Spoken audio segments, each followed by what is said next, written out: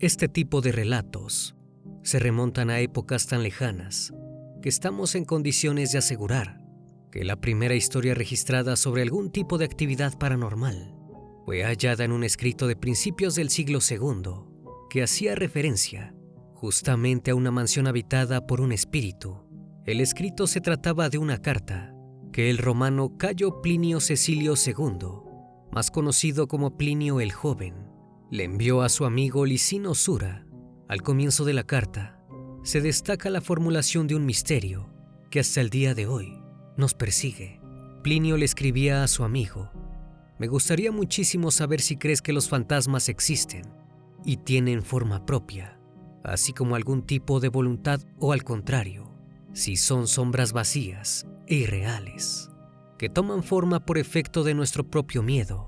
Si bien más adelante en la carta, Plinio termina mencionando 3 historias con supuestos elementos sobrenaturales, en la que más se detiene, dando toda clase de detalles, es en un caso que le contaron y que lo había conmovido. El caso en sí aseguraba que el filósofo Atenodoro Cananita, al poco tiempo de llegar a Atenas, alquila una casa que por tratarse de una mansión encuentra muy barata. Esa misma noche se enfrentaría a la razón de aquel precio.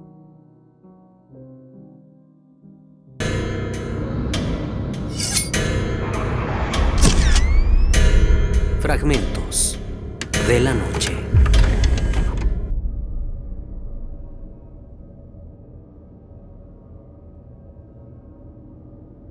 Lo primero que escuchó mientras escribía sobre unas tablillas fue un ruido metálico, algo lejano, como si un par de cadenas se entrechocaran en alguna habitación de la planta alta.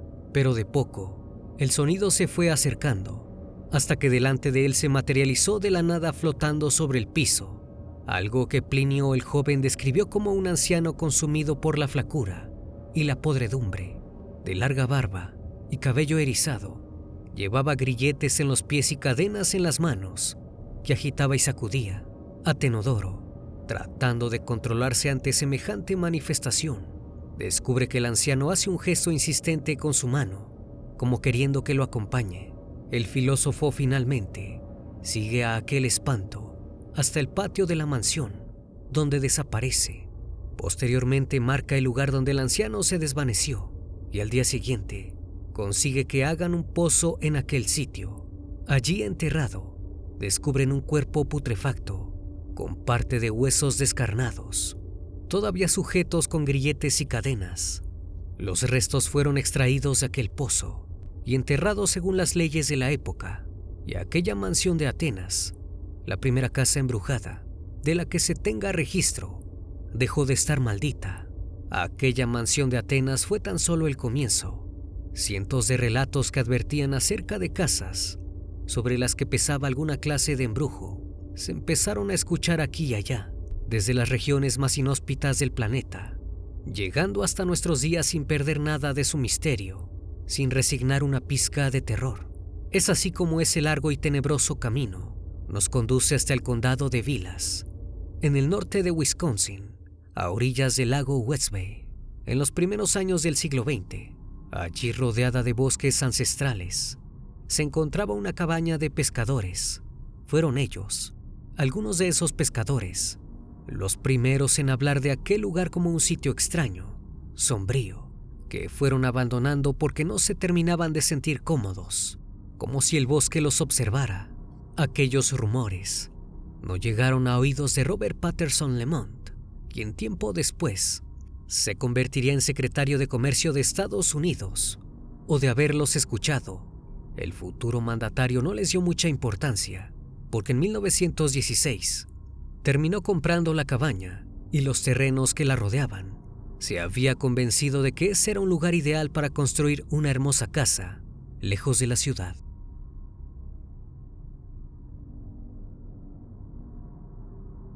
Durante los 2 años que demoró la construcción de la mansión, los trabajadores contratados por Lemont, más de una vez, aseguraron haber experimentado cosas extrañas, siluetas que no parecían pertenecer a ningún obrero, susurros en el aire y hasta ruidos sin sentido, como golpes en la hora del almuerzo, Cuando nadie se encontraba utilizando herramienta alguna, Robert Lemond volvió a desestimar estos comentarios.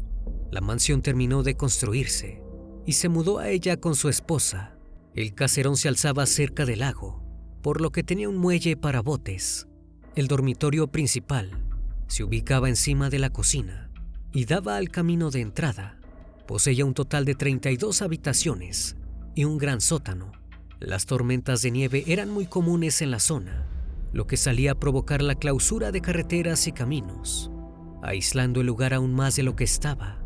Para combatir este frío, la mansión poseía un gran sistema de calefacción, haciendo que una de las cosas que más resaltaran de la construcción fueran sus 3 enormes chimeneas. Los sirvientes vivían en un edificio junto a la mansión. Fueron justamente ellos, los sirvientes, los que revivieron los rumores de fenómenos paranormales en la casona y sus inmediaciones. En especial, con sumo horror, se solían referir a una mujer traslúcida que aparecía caminando por el camino de entrada de la casa. Una vez más, Lemond desacreditó tales afirmaciones, pero esta sería la última vez que lo haría. Sucedió que una noche, mientras él y su esposa cenaban en el primer piso, escucharon un crujido que identificaron como la puerta del sótano. Entonces Lemond bajó las escaleras para investigar, empuñando su revólver. Cuando su mujer oyó 2 claras detonaciones, bajó de inmediato. Junto a la puerta del sótano encontró a su marido, aterrado, pálido como nunca. Entre sus manos aún humeaba su arma. Robert Lemond le confesó a su esposa haber visto una forma fantasmal, a la que le disparó 2 veces. Algunas versiones hablan de la silueta de un hombre, pero otras aseguran que lo que vio el futuro secretario de Comercio fue una figura femenina que coincidía con la que le habían descrito los sirvientes. Investigaciones posteriores solo descubrieron 2 agujeros de bala en la puerta que conducía al sótano. Después de este incidente, los Lemond abandonaron la propiedad para no volver jamás. El lugar permaneció vacío durante décadas y la que fuera la residencia Lemond sería renombrada como la mansión de Summerwing.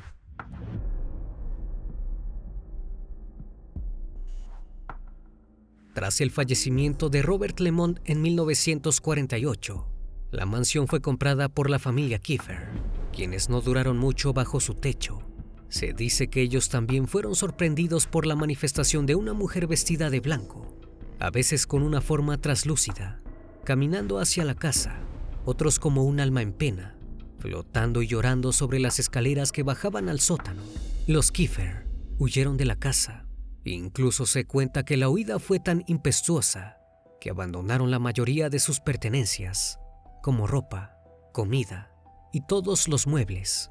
La señora Kiefer les habría dicho a sus pocos y lejanos vecinos que podían llevarse cualquier cosa de la mansión, pero que no la responsabilizaran a ella si luego caía la desgracia en sus vidas. A pesar de temerle, los Kiefer siguieron siendo dueños de Summerwing, por lo que en el transcurso de los años intentaron alquilar y vender la propiedad en varias ocasiones. Sin embargo, nadie duraba en la mansión, algunos por problemas económicos, otros o la gran mayoría por sentirse incómodos y presenciar extraños fenómenos. Dejaban la mansión, la que siempre volvía a posesión de los Kiefer, hasta que se hizo presente la familia que llevaría el embrujo de Summerwing a otro nivel, los Jigsaw.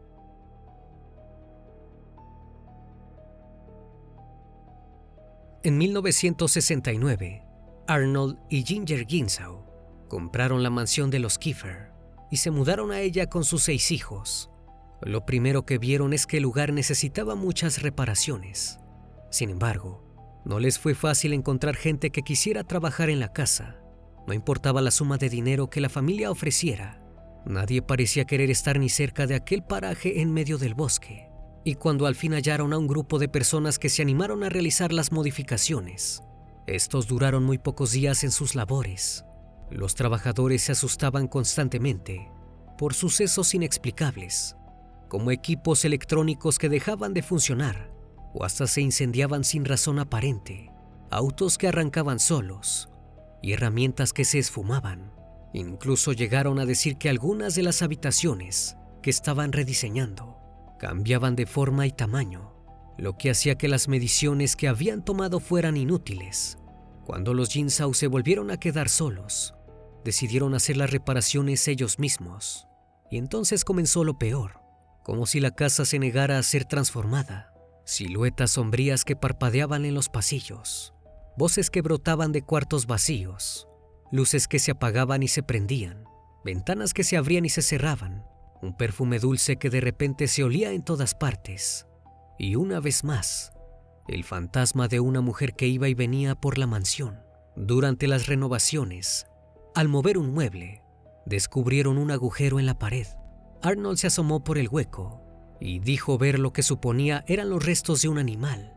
Más tarde, y ya dando señales de cómo la casa en realidad lo estaba transformando a él, el hombre obligó a una de sus hijas más pequeñas a meterse en el agujero. Ella le hizo caso y descubrió que era verdad. Allí había un cuerpo, pero no era de ningún animal. La muchacha encontró huesos y una calavera, de la que todavía brotaban mechones de pelo, claramente de origen humano. Sin embargo, esto nunca se informó a la policía y el cráneo nunca se volvió a ver. En el momento más terrorífico de la estadía de los Jigsaw, Arnold tapó todas las ventanas para que dejaran de abrirse por sí solas y comenzó a tocar durante buena parte de la noche un gran órgano que tenía en la mansión. Él aseguraba que eran las voces de los espíritus las que le ordenaban a hacer aquello. Una noche, el mapache que la familia tenía como mascota desapareció y Arnold obligó a todos a buscarlo para que después descubrieran que en realidad el que lo había aniquilado era él. Su esposa, atormentada, intentó quitarse la vida. Por si todo esto fuera poco, el invierno se hizo muy duro. Arnold perdió su trabajo y por lo tanto los ingresos. La electricidad y el gas fueron cortados, obligando a los Jigsaw a permanecer en la sala de estar y quemar los muebles para calentarse. Todo esto sucedió en tan solo 6 meses. Arnold y Ginger se separaron a principios de 1970. Ella se mudó con sus padres, mientras que Arnold fue internado en un hospital mental. La mansión Summerwind, una vez más, regresó a manos de la señora Kiefer.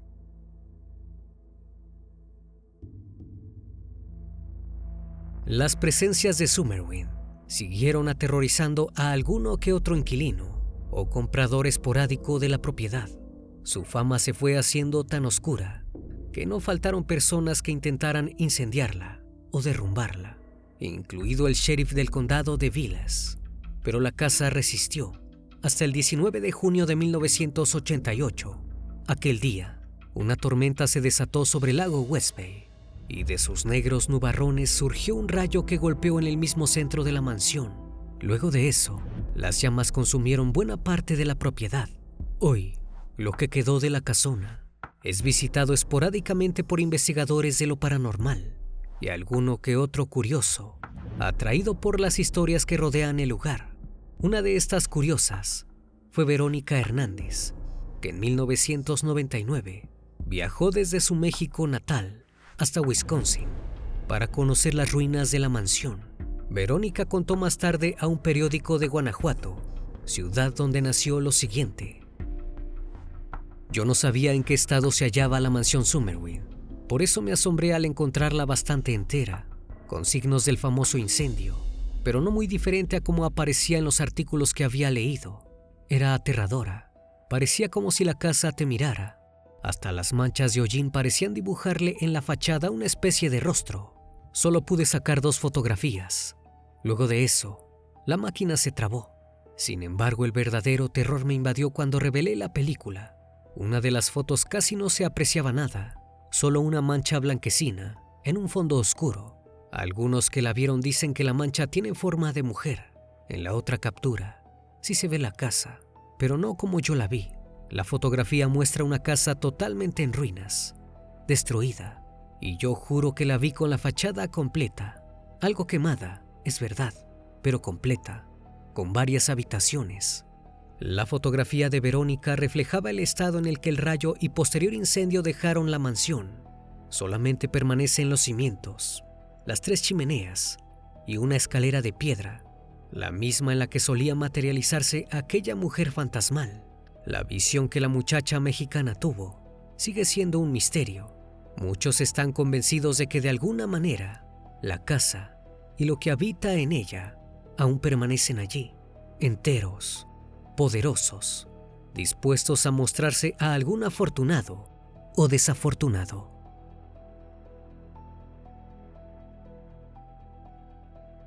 Espero que esta historia haya sido de tu agrado. Como cada noche agradezco que estén aquí, disfrutando una historia o una leyenda más de este canal, que cordialmente les abre las puertas para que se suscriban y formen parte de esta gran comunidad. Esto es Fragmentos de la Noche, donde despertamos tus peores miedos. Dulces sueños.